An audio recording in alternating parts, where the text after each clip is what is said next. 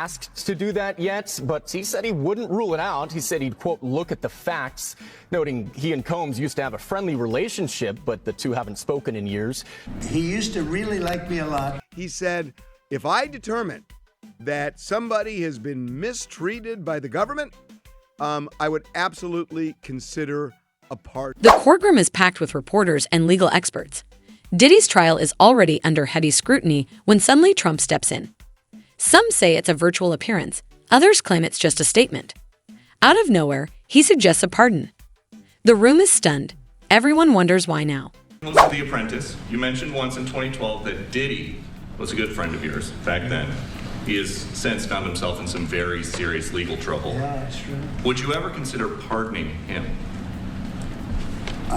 Well, nobody's asked. You had to be the one to ask, Peter, but nobody's asked. But I know people are thinking about it. I know they're thinking about it. I think some people have been very close to asking. First of all, I'd look at what's happening, and I haven't been watching it too closely, although it's certainly getting a lot of coverage. I haven't seen him. I haven't spoken to him in years. He used to really like me a lot, but I think when I ran for politics, he sort of, that relationship busted up. From what I read, I don't know. He didn't tell me that, but I'd read some little bit nasty statements in the paper all of a sudden. You know, it's different. You become a much different person when you run for politics and you do what's right. I could do other things, and I'm sure he'd like me, and I'm sure other people would like me, but it wouldn't be as good for our country. As we said, our country's doing really well because of what we're doing. So I can't. It's not a popularity contest. So I don't know. I would certainly look at the facts. If I think somebody was mistreated, whether they like me or don't like me, it wouldn't have any impact on me. Okay, so wanted to let you listen to that exchange there. That was asked by Peter Doocy, and whether or not the president would consider a pardon of Sean Diddy Combs, with the caveat, of course, if he were to be convicted here. He essentially said he hasn't really thought about it. He's got to see the facts, but he didn't rule it out. The courtroom was heavy with tension, every sound amplified in the stillness. Reporters sat poised, ready to catch the next twist in a trial already gripping the nation. Diddy sat at the defense table, tense but composed. Everything was proceeding as expected, until a sudden jolt changed everything. News broke mid-testimony. Donald Trump had made a statement. Not vague or indirect, but loud and clear. Through his spokesperson, Trump declared, if it comes to it, if Diddy needs it, a pardon isn't off the table. The effect was electric. Diddy's team reacted instantly, huddling in urgent whispers. The judge scanned the room, alert to disorder. Even the prosecution faltered. Whispers spread through the gallery. Was this political theater? A genuine offer? A distraction? One thing was certain, it wasn't supposed to happen. Trials don't usually involve potential presidential pardons. And with Diddy facing serious charges, the idea of a pardon struck deep. It shook the foundation of the case. Was justice now secondary to power plays? Trump's statement turned a courtroom drama into a national spectacle. Hard power, obviously one of the president's favorite tools right now, flexing his muscles again this week with a series of high-profile pardons, many of them controversial.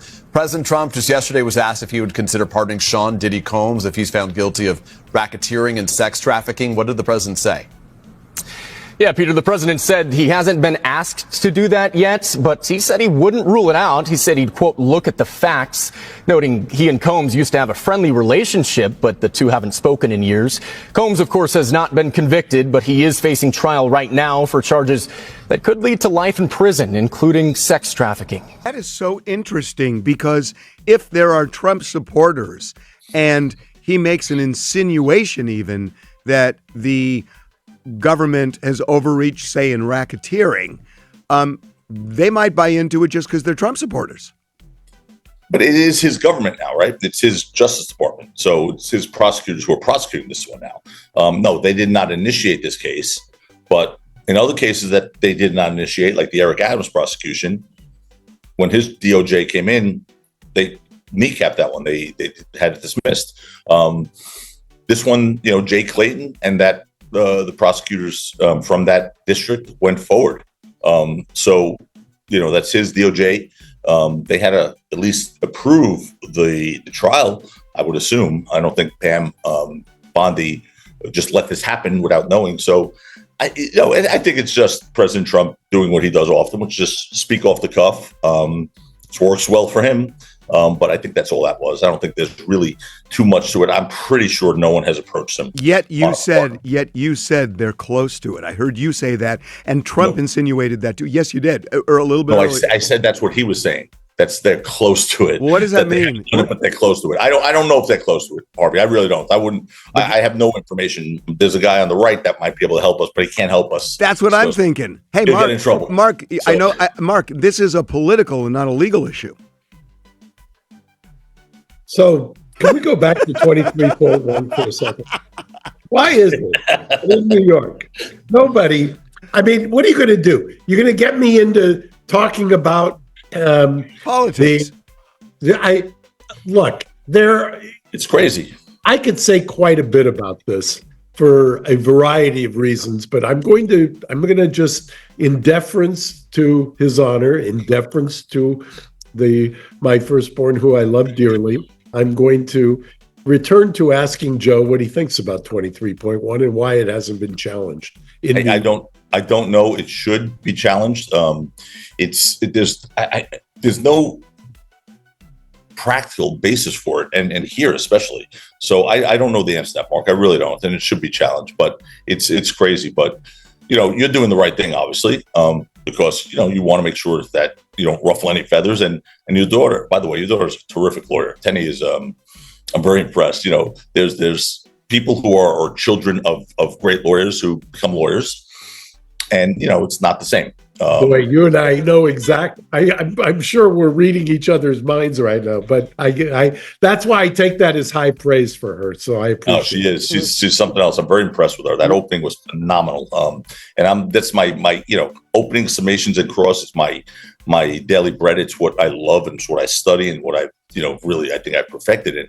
And that was as good as I've seen. The moment Trump's pardon comment reached the courtroom, the energy shifted fast. Murmurs spread and faces turned stunned. Diddy stayed calm, but his shoulders eased just slightly.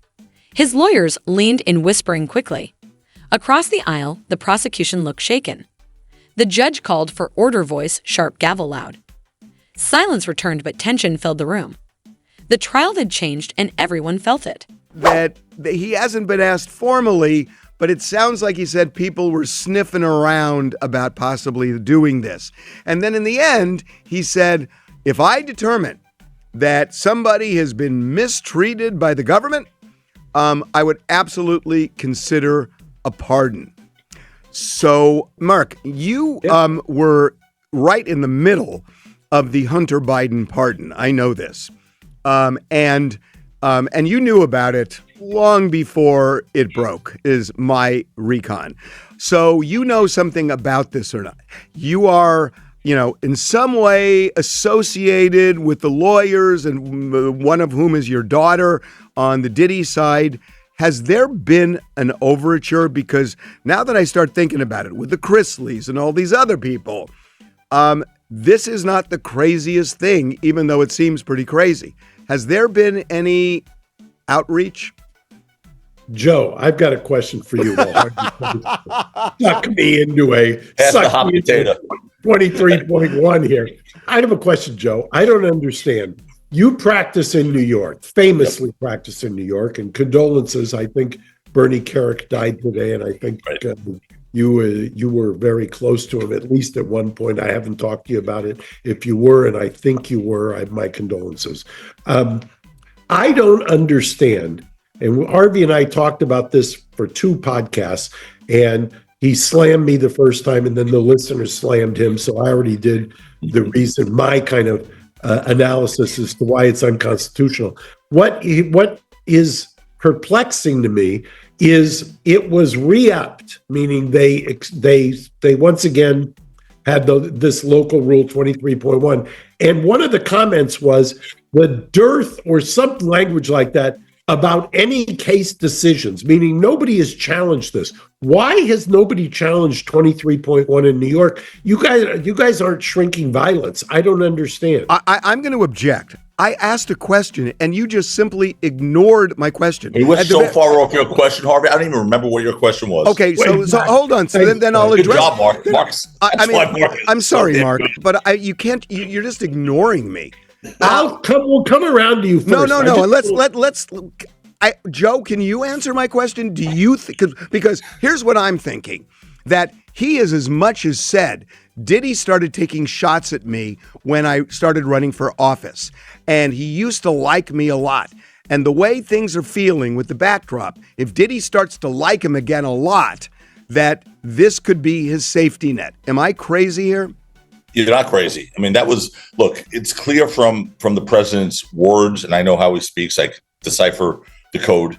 No one has approached him. No one has approached him, but he knows that people are thinking about approaching him, and they're thinking about saying something, and they're close to saying something, but no one has. So that's I think a message is basically saying, if you get back in line, and if you do what you used to do, which is adore me, we'll consider it.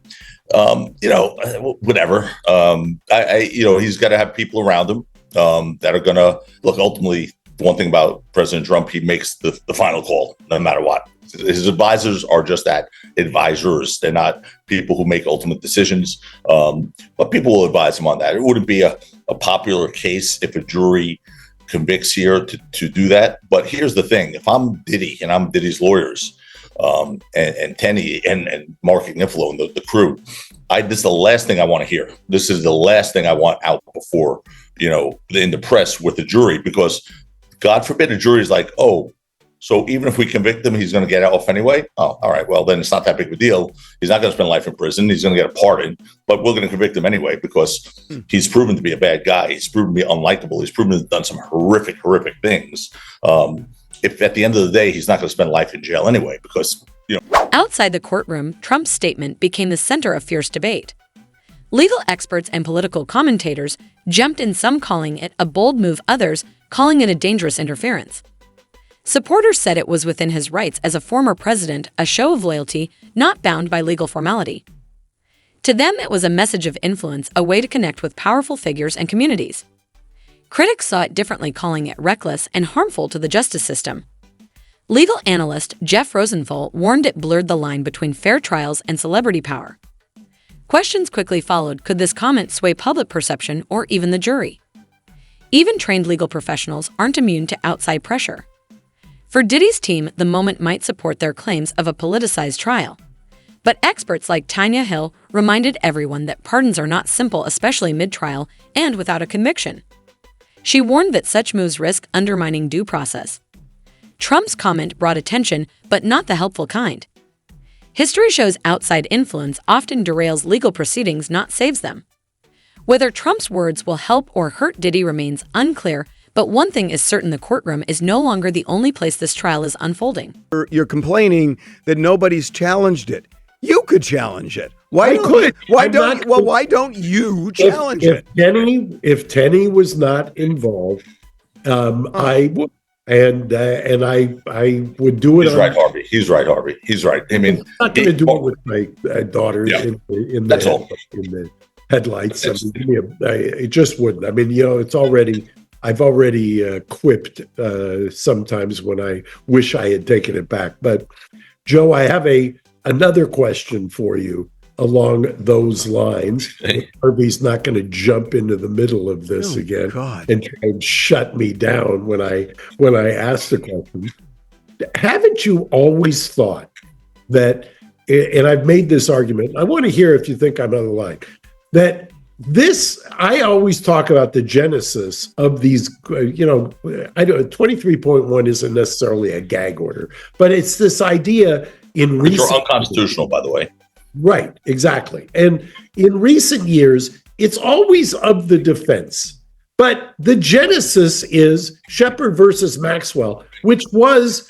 Lee Bailey made his bones on, which was to reverse a conviction to protect a defendant's right to a fair trial. Where in the world did this get turned upside down that now the prosecutors, who, by the way, have enough handmaidens out in the media cheerleading for them, speaking of which, Nancy Grace and you yesterday, which, by the way, do you have that clip? You got to play the clip, Harvey. You cannot let our listeners go to Tubi. You can watch it for free. It's called the United States versus Sean Combs inside the Diddy trial, and it is Okay, something. so I watched, and Nancy was going wild about what was she saying, Joe, about your eyes? I mean, aside from screaming at me to the point where I couldn't even understand what she was screaming, I did finally hear her say, "What are you going to start with those wild eyes again?" Because I was like, exactly, I was really being animated and like, Nancy, you don't know the law. You don't know the law. She, oh, there you go with those wild eyes again. And I took the bait. Oh, you like that. Like that. And Joe, don't step on the punchline. And you said, I don't recall. He said, at least my eyes move. He did say that. He did say that. Hey, Joe. But by the way, that's not Joe's best. That's not Joe's best. It was a good line. It was a good line. Joe's best line is on camera at Aesop Rocky in the criminal courts building when Lewin said something. He said, "Oh, you're going to go get reversed again in the Ninth Circuit for lying to a jury." Yeah, he says, "Stop with the steroids." And Joe, without missing a beat, says, "Well, hey, hunchback." I said, John, it's not steroids. It's just eating well. I work out very hard. I eat well. You should try once in a while. Grab a salad instead of a donut, you fat fuck, and you won't have that big hangover belly and the hunchback. And that happened to all take place on camera, by the way. But he started. Oh my God! I don't start, but I do finish. Hey, Joe. It seems like the prosecution made some headway this week on racketeering.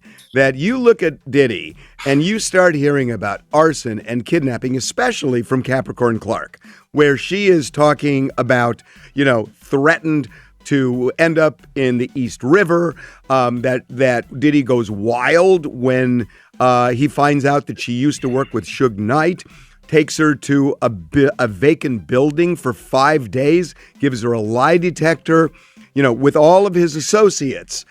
It's feeling racketeering-y to me. It's feeling Diddy to me. Look, a racketeering enterprise is a racketeering enterprise. It's not a lunatic who is a jealous boyfriend, a control freak, not a nice guy, a domestic batterer, someone who acts like a piece of garbage to his employees. That's not what a racketeer is. That doesn't make it a racketeering act, Harvey. I don't see that as an act in furtherance of a racketeering scheme. This has a racketeering enterprise, which is traditionally, understand, it's for a criminal organization, right? So an enterprise that's established to commit crimes. Bad Boy Records in no way, shape, or form was established for that purpose. It doesn't turn into a criminal enterprise because one person in that organization commits some crimes. So I still think there's a big gap here where, look, bad guy, proven, criminal, proven, domestic batterer, proven, drug abuser, proven, all those things they've proven. We're in federal court though, okay? And we have a racketeering sex trafficking trial. And I think there's a big void in the evidence. That's why we keep seeing that Cassie video over and over and over again. It's not evidence of racketeering. It's not evidence of anything but a domestic assault, which it is. It's a disgusting video. But again, I know if Nancy here, she'd be screaming at me and saying, "Oh, it's racketeering," or Ashley Banfield holding up a Tootsie Roll, whatever that meant. And Ashley Banfield saying, what a racketeering act is, even though there's no enterprise. Like, you really have to understand the law before you can opine on this stuff. So let me ask you something about that. I get the mafia, has kind of a below. It's not just the mafia. I know. But it's you could have a front organization that seems legit, but underneath it, they're running a drug ring, they're running a hitman ring, they're running something that's a criminal organization.